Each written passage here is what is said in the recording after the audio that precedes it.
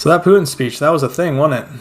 I mean, it sounded more like a petulant, angry teen rather than the leader of a regional power, but that's what we're getting out of Putin. I mean, he started the rant about the collapse of the USSR in 1991. He says that it was a catastrophe because the Soviet leaders destroyed our great country and left the people to deal with it.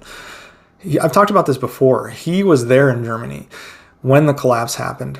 It was humiliating. He was completely humiliated. He had to flee the country, and he never forgave anyone, and I mean anyone, to include the Russian leadership at that point. And this, what he's doing right now, this rhetoric, this attack into Ukraine, Moldova, Georgia, that's all his reckoning for what happened 30 years ago. And because of that, he said Russia will never give up the annexed regions. He went on to say, I want the Kyiv authorities and their real masters in the West to hear me. So they remember this. People living in Luhansk, Donetsk, Kherson, Zaporizhia are becoming our citizens forever. That's what Putin said.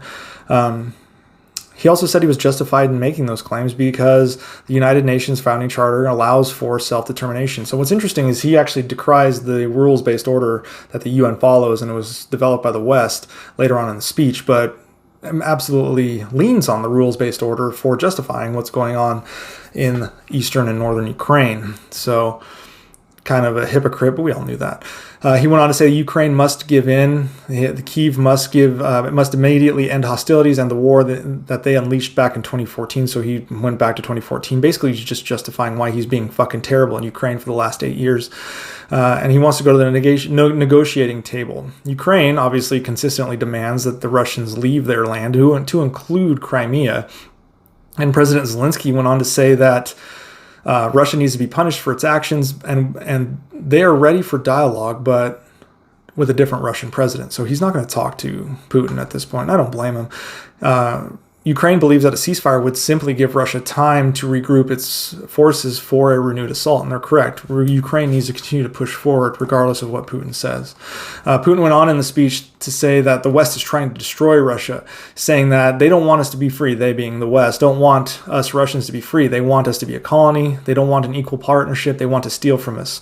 There's not really a whole lot to steal from you, considering you and your oligarch cronies have stolen pretty much everything from your own people, especially including your military, logistics, and tech. He accused the West of being neocolonial. If there's anyone that's neocolonial, it's Russia. I mean, they're the ones that invaded Georgia for the land. They invaded Ukraine because they want the land and the people. They invaded Moldova, or they have forces stationed in Moldova to hold the land and the people. One thing's for sure is the United States is about the same fucking size it's been for the last 70 years since Alaska. Yeah, we've gone to war with countries, but we've never held that land. It's always gone back. So they're the colonial power. He just likes to say that they're not. He accused the West of being drowned in an ocean of fakes and falling for propaganda in the same vein as Joseph Goebbels made the Nazi Germany people fall for propaganda. It wouldn't be a Putin speech without mentioning Nazis. I mean, he also talks about the atrocities that England and France had against China during the Chinese century of humiliation. He talks about the plunder of India. And these are his attempts to try to bring China and India onto his side. He's trying to drag them over by saying, see, these guys are a part of us, not a part of you guys. And I think China and India are like, yo, you need to pump the brakes on that at this point. But he even brings up AUKUS, which has no strategic problem with him. That's a Chinese counter system. That's a UK, Australia, US alliance. And so he's nodding to Chinese concerns at this point. And he talks about this centuries-old Russophobia and undisguised malice of Western elites towards Russia.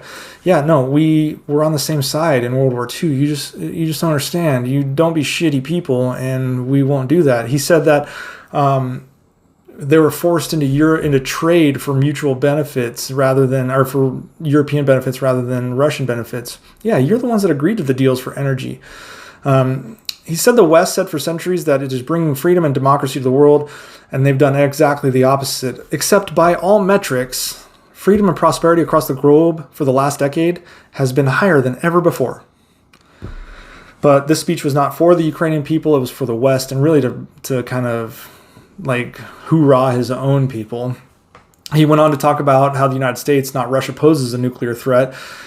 even though Russia's officials, including Putin, have made not only thinly veiled but overt references to nuclear weapons during the war. His media does it constantly, and it's almost like clockwork on these when it comes to this nuclear weapons talk. He talks about the U.S. is the only country in the world to ever use atomic weapons. They destroyed cities of Hiroshima and Nagasaki, etc. Yeah, we already know that. Everyone knows that. But let me remind you that the United States, together with the British, did some other terrible things during wars too. Yes, terrible things happen during wars, and we're not proud of them.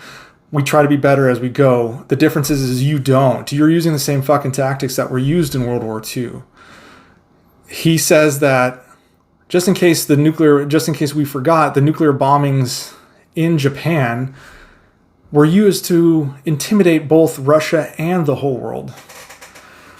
Again, you were on our side. You fought the Japanese in the Soviet-Japanese War in 1939, which was a small side war to the entirety of World War II.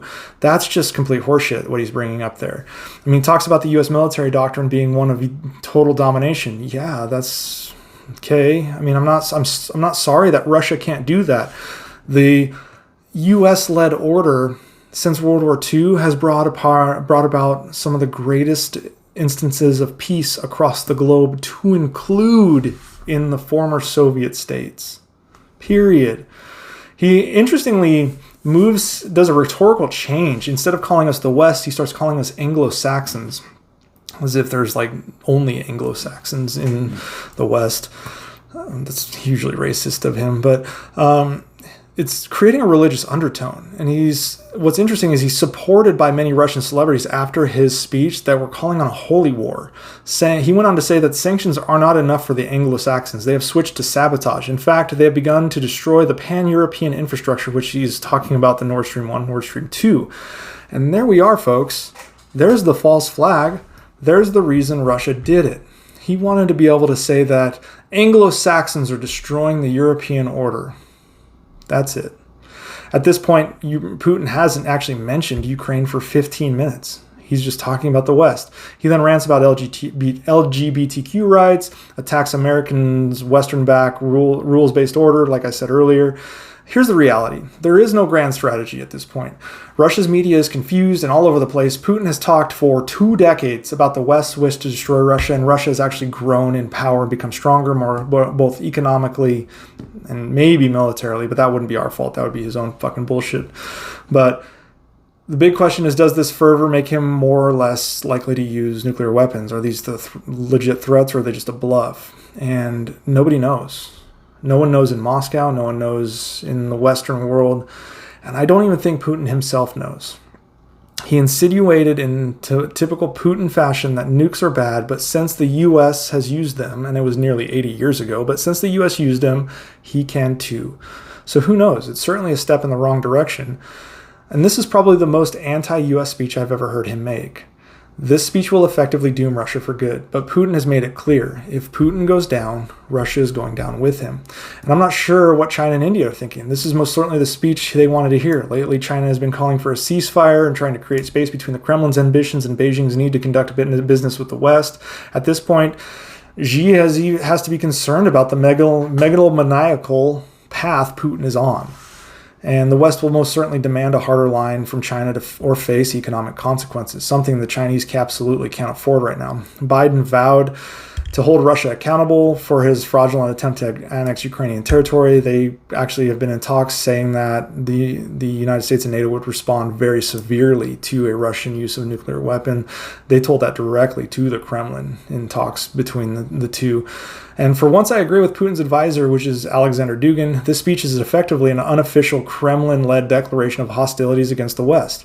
It was designed to incite fear, but instead, it will galvanize the richest, most powerful group of nations in the history of the world. And they will now point the tip of their collective sword at Putin and say, yield or die. You choose, slow or swift. The U.S. will not respond like a shivering chihuahua to what Putin has said. It will get pissed off. And remember, we have nukes too. And as you like to point out, we've used them. So, I don't know what the next move is, but Seems like we're kind of spiraling down a rabbit hole here with this.